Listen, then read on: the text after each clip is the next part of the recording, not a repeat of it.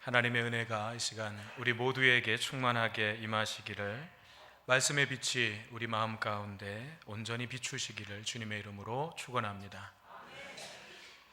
지난 주일에 우리는 롯의 선택에 대해서 살펴보았습니다. 눈에 보이지 않는 하나님을 쫓아갈 거냐, 아니면 눈에 보이는 좀 풍요롭고 안정적인 삶을 쫓아갈 거냐. 그 기로에서 롯은 주저없이 후자를 선택했습니다. 오늘 본문 말씀은 롯의 그 선택의 결과가 어떻게 됐는지 그것을 우리에게 보여주고 있습니다. 롯이 아브라함을 떠난 후에 시간이 흘러서 그 땅에 전쟁이 일어나게 되었습니다. 가나안 북쪽 지역의 메소포타미아 지역 엘람이라고 하는 곳에 그돌라오멜이라고 하는 왕이 있습니다. 오늘 성경 본문 말씀 이 봉독하기가 상당히 힘들었습니다. 무슨 이름 지명이, 제가 어제 새벽 3시까지 연습했어요. 자, 한 번도 안 틀렸죠? 근데 어쨌든 그돌라오멜이라고 하는 왕이 있는데, 소돔과 고모라가 속해 있는 이 사해 부근의 5나라를 치기 위해서 침공한 것입니다. 이 그돌라오멜이 침공한 이유가 무엇이었는가 하면 12년 동안 이 사해 부근의 소돔과 고모라를 포함한 사해 부근의 이 5나라가 이 그돌라오멜을 섬겼어요. 조공을 바쳤단 말이에요. 그런데 13년째 되던 해에 무슨 이유에서인지 조공 바치기를 거부했습니다. 조공을 안 보내기로 결정한 거예요. 아마 자기들도 뭔가 좀 이제 한번 해볼만 하다는 어떤 자신감이 생겼는지도 모르죠. 그동안 힘을 좀 비축해 오면서, 야, 우리가 이렇게 계속해서 이렇게 살 수는 없지 않냐, 그렇게 좀 힘을 길러서 이제는 좀 해볼 수 있겠다 하는 자신감이 생겼던 모양입니다. 그래서 조공을 바치지 않기로 하니까 말하자면 반란이 일어난 것인데, 그돌라오멜이 가만히 있을 리가 없죠. 메소포타미아 지역의 그 다른 세 나라들과 함께 연합군을 결성해가지고 14년째 되던 해에 이 반란을 일으킨 자들을 제압하기 위해서 가나안 땅을 침공해 왔습니다. 이렇게 해서 메소포타미아 지역의 4개 나라 연합군과 가나안 땅 이 사해 부근의 5개 나라의 연합군, 이 연합군들의 전쟁이 시작된 거죠. 4대 5니까 그돌라오멜의 4나라, 그리고 소돔과 고모라의 5나라, 4대 5니까 이 5나라가 좀 유리할 것 같지만 이건 사실 게임이 안 되는 거예요. 왜냐하면 소돔과 고모라가 속해 있는 이 나라들은 그냥 말이 나라지 도시였거든요. 도시국가였어요. 그런데 그돌라오멜의 이 4개 나라 연합군은 상당한 국토와 또 국력을 가지고, 군사력을 가지고 있었던 아주 강국들이었습니다. 그 한 나라만 해도 사실은 소돔과 고모라를 쓸어버릴 수 있을 만큼의 힘을 갖고 있는데, 이런 나라들이 4개의 나라가 연합해서 왔으니까 이건 상대가 안 되는 거죠. 자, 그렇게 싸움이 시작됐는데 아니나 다를까 그돌라오멜의 연합군은 파죽지세로 남쪽으로 밀고 내려옵니다. 옛날 우리 6.25 전쟁 때 이 중공군이 들어오자마자 그냥 남쪽까지 밀고 내려오듯이 그렇게 밀고 내려온 거예요. 그러면서 중간중간에 있었던 가나안 땅에 살고 있었던 다른 6개 부족들, 그 6개의 가나안 족속들까지도 다 침략해가지고 죽이고 약탈하고 그러면서 내려옵니다. 오늘 본문 5절에서 7절 내용이 그거예요. 내려오면서 어디서 어느 족속을 다 그렇게 쳐부수면서 지금 남쪽으로 내려온 거예요. 가나안 땅을 아주 쑥대밭으로 만든 이 그돌라오멜 연합군은 마침내 이 사해 부근에 있는 시딤 골짜기라고 하는 곳에 와서 소돔과 고모라 연합군과 함께 이제 대치해서 싸움이 시작됩니다. 결과는 뻔하죠. 소돔과 고모라 연합군의 완패입니다. 소돔과 고모라의 왕은 겨우 도망쳐서 목숨만 부지할 수 있었습니다. 근데 오늘 본문 10절에 보면 시딤 골짜기에는 역청이 많았다고 했는데, 이 역청이 뭔가 하면 천연 아스팔트예요. 천연 아스팔트. 아주 옛날에 노아가 방주를 지어가지고 이 역청을 가지고 방수 작업을 했습니다. 모세를 태웠던 그 바구니 역청을 발라서 방수 작업을 했습니다. 바벨탑 지을 때 더 단단하게 벽돌을 접착시키기 위해서 이 역청을 사용했습니다. 그 역청이에요. 실제로 이 사해에는 소금만 많은 게 아니고 이 물밑 땅 속에 있는 역청들이 계속 떠올라서 사해 남쪽 해안가로 떠밀려 온다고 합니다. 오늘날 이 시딤 골짜기는 사해 바다에 잠겨 있는 것으로 여겨지는데 아브라함 당시에는 땅이었던 거죠. 그리고 그 곳곳에 이런 역청 구덩이들이 있었던 겁니다. 아마도 소돔과 고모라 이 연합군들은 우리가 비록 열세이긴 하지만 힘이 조금 부족하긴 하지만 이 지역의 지역적 특성을 이용하면 우리가 충분히 싸워서 승산이 있겠다, 아마 그렇게 생각해서 조공을 안 바치고 반란을 일으켰을 거예요. 그런데 전력차가 너무 나니까 이건 이미 상대가 안 되는 게임이었고, 자기들이 이용하려고 했던 이 역청 구덩이에 오히려 자기들이 빠져가지고 죽게 되는 그런 상황이 벌어지고 있는 겁니다. 바로 이 상황에서 아브라함의 조카 롯도 포로 신세가 되어서 끌려가고 맙니다. 자, 오늘 이 본문에 기록되어 있는 이 전쟁 이야기는 성경에 기록된 첫 번째 전쟁 이야기입니다. 이 이야기는 우리에게 두 가지 영적 교훈을 주고 있습니다. 먼저는 이 전쟁 이야기는 세상을 움직여가는 운영체계가 무엇인지를 분명하게 보여주고 있어요.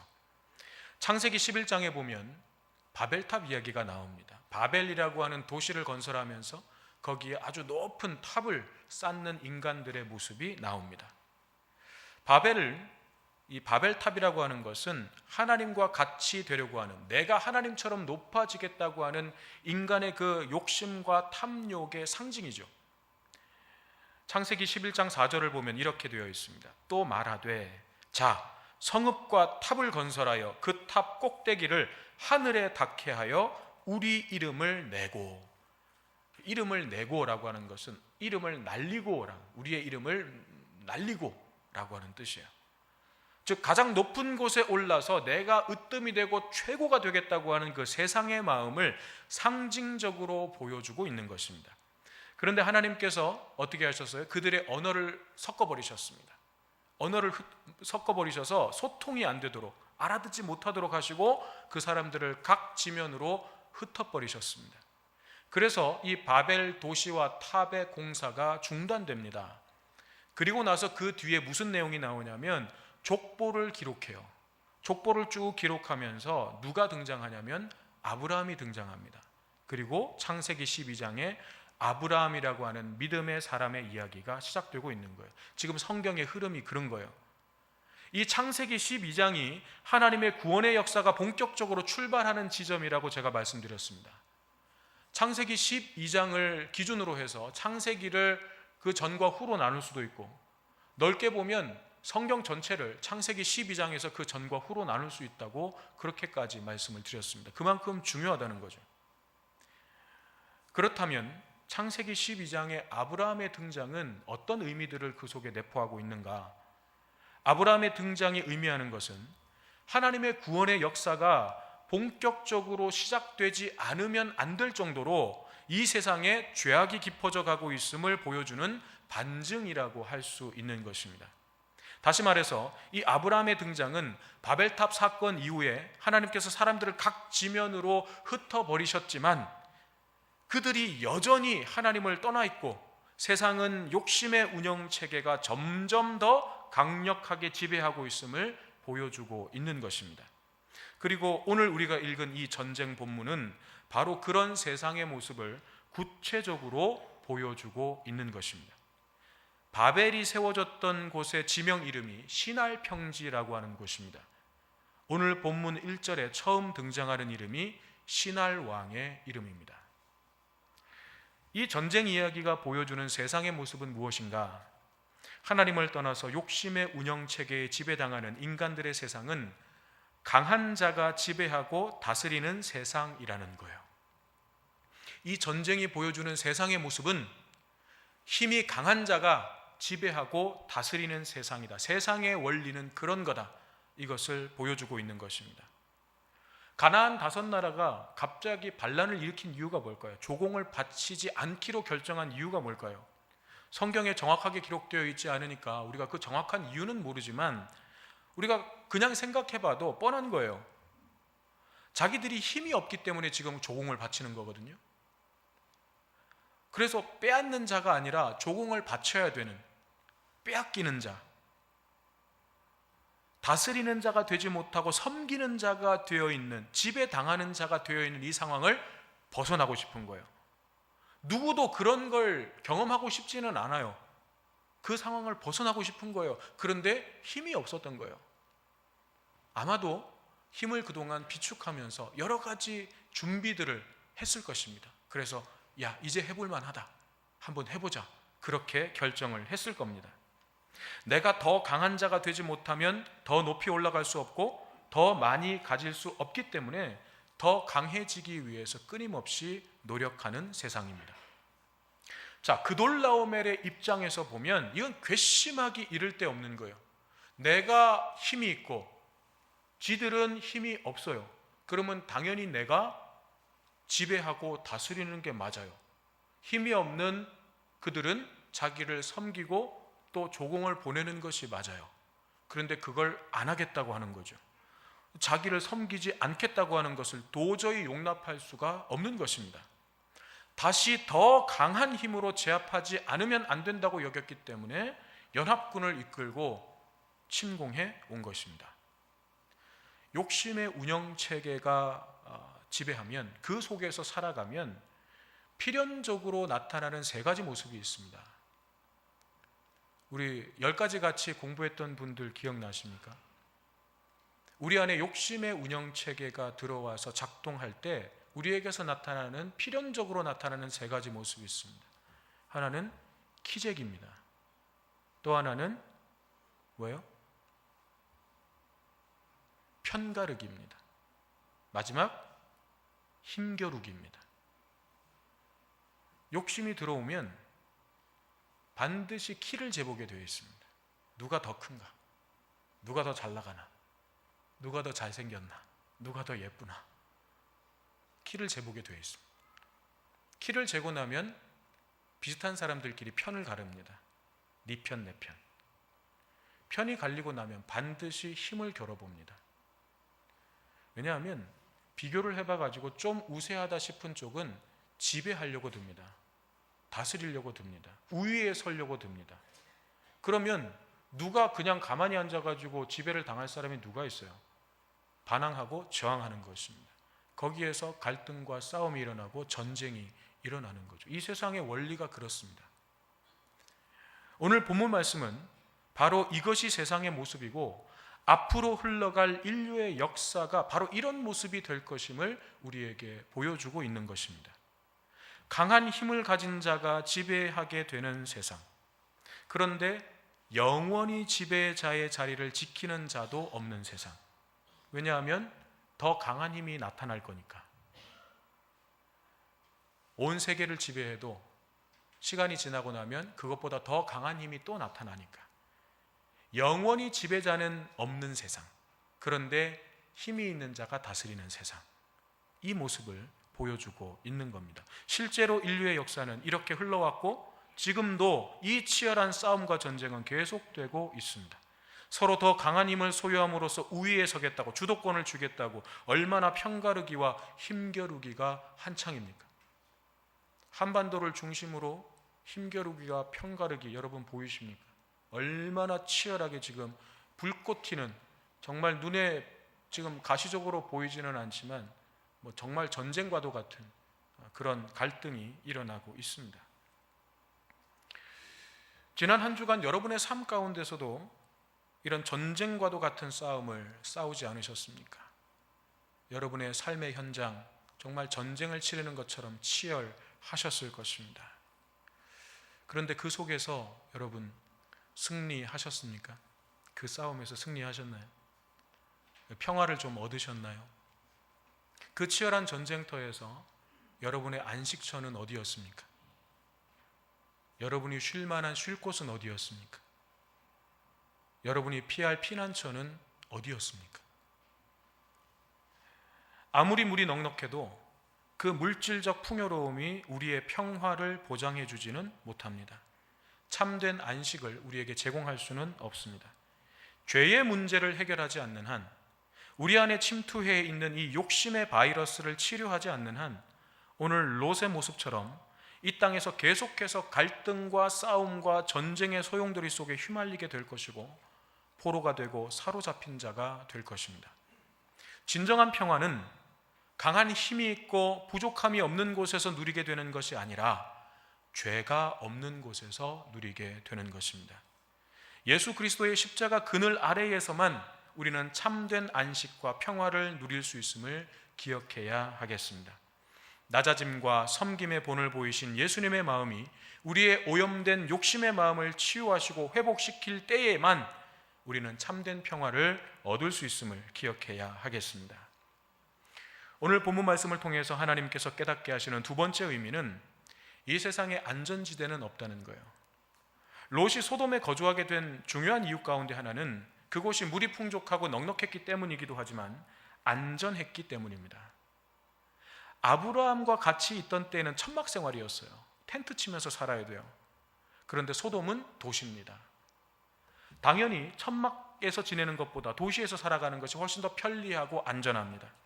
게다가 왕과 군대가 있는 소돔은 험난한 세상 속에서 든든한 울타리처럼 보였습니다.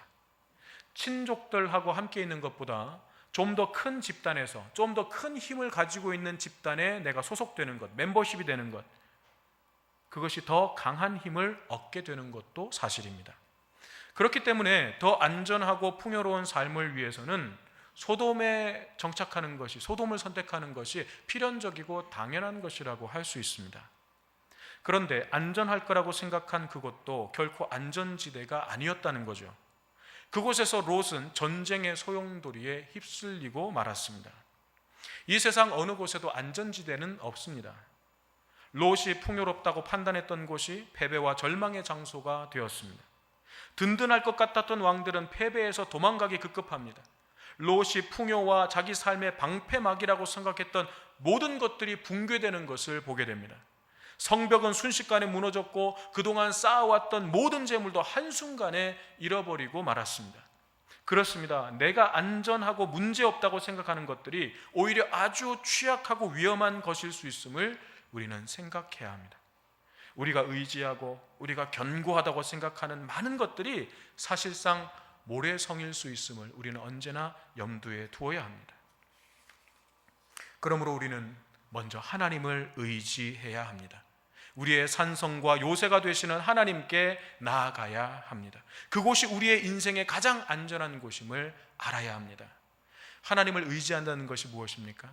하나님을 의지한다는 것이 인생의 어떤 계획도 세우지 말고 앞날에 대한 대비도 하지 말라는 그런 의미가 아닙니다.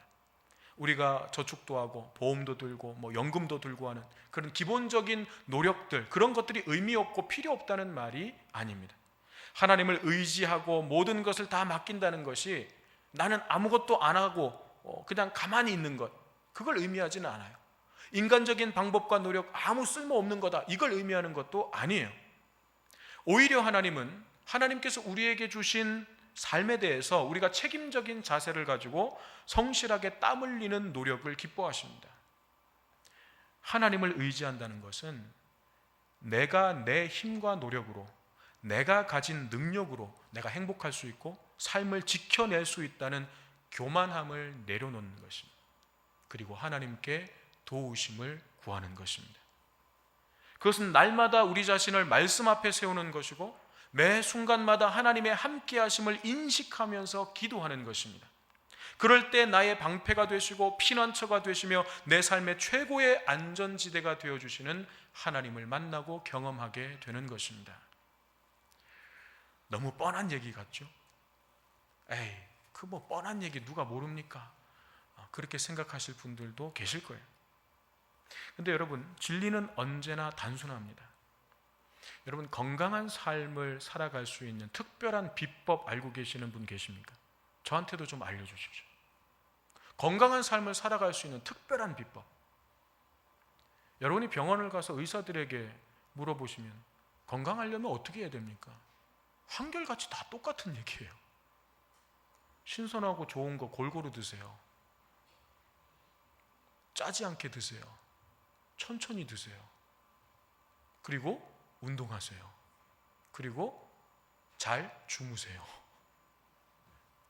이것보다 더 특별한 방법 알고 계시는 분 있으시면 좀 말씀해 주십시오. 없어요. 없습니다. 신앙생활도 마찬가지예요. 특별한 비법이 있는 것이 아닙니다. 굳이 비법을 하나 꼽자면 날마다라고 하는 거예요. 날마다. 우리가 육신의 건강을 위해서 먹는 음식도, 영의 건강을 위해서 먹는 영의 양식도 날마다라고 하는 이 비법이 첨가될 때 놀라운 경험을 하게 될 것입니다. 근데 이 날마다가 안 되니까 건강한 삶도 살지 못하고 믿음에 굳건하게 서는 그런 믿음의 생활도 하지 못하는 거예요. 결국 이 전쟁은 롯의 판단과 선택이 틀렸음을 보여준다고 하겠습니다. 확신에 찼던 자신의 선택이 오히려 자신의 삶을 위기로 몰아넣고 있는 거죠. 행복을 줄 거라고 믿었지만 오히려 화가 되고 있는 것입니다. 하나님께서는 이 전쟁을 통해서 롯에게 바로 이 점을 가르쳐주고 있는 것입니다. 하나님께서 마치 이렇게 말씀하시는 것 같아요. 자, 봐라. 네가 의지하던 울타리 어디 갔냐? 네가 생명처럼 여기면서 모아두었던 재물 어딨냐? 자, 봐라. 누가 너를 환난에서 구해줄 수 있겠냐? 네가 의지하던 군왕들은 어디 있느냐? 하나님께서 롯에게 말씀하시는 것 같습니다. 롯의 인생에 느닷없이 찾아온 이 전쟁의 소용돌이는 롯의 선택이 얼마나 허망한 것이었는지를 깨닫게 하시려는 하나님의 뜻이 담겨 있습니다. 롯이 의지하고 자기 삶의 도움으로 삼았던 모든 것들이 사실은 한순간에 사라질 수 있는 쓸모없는 것임을, 유한한 것임을 알게 하시려는 하나님의 뜻이 담겨 있습니다. 이것을 깨닫고 소돔과 고모라를 버리고 하나님께로 돌아오기를 기대하시는 하나님의 마음이 이 속에 담겨 있는 것입니다. 롯은 하나님의 이 뜻과 마음을 제대로 깨닫지 못했지만 오늘 저와 여러분은 우리를 향하신 하나님 아버지의 그 마음과 뜻을 깨닫기를 원합니다. 하나님보다 더 의지하던 것들을 내려놓고 하나님께로 돌이켜서 가장 안전한 피난처가 되시는 하나님의 도우심을 경험하게 되는 우리 모두의 삶이 되시기를 주님의 이름으로 축원합니다.